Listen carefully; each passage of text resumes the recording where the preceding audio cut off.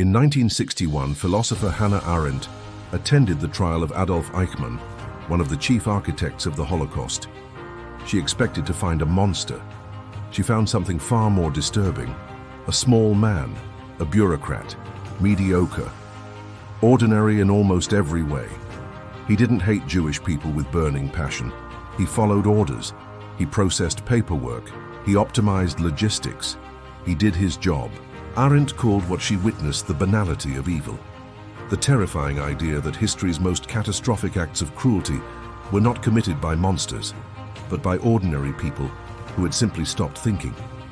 Philip Zimbardo, the psychologist behind the Stanford prison experiment, spent decades studying this. His conclusion: the line between good and evil is not fixed, it is permeable.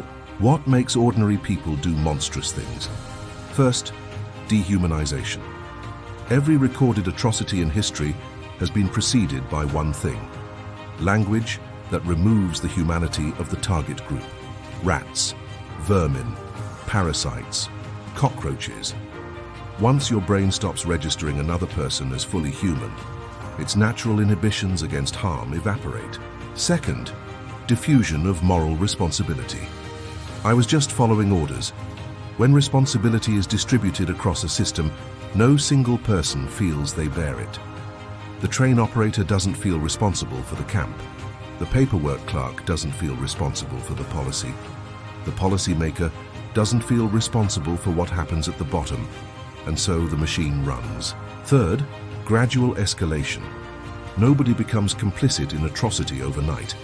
It starts with small compromises, small silences, small steps that each feel manageable, then slightly larger ones, then larger ones still. By the time the truly monstrous acts occur, the person has already agreed to so many smaller ones that the line between acceptable and unacceptable has moved. They are already inside. James Waller, author of Becoming Evil, studied perpetrators of genocide across multiple countries. In study after study, ordinary people, given the right conditions, can be brought to participate in almost anything. This is not an argument that people are inherently evil. It is an argument that conditions matter more than character. Which means the most important thing any of us can do is notice the conditions. Name what is being normalized.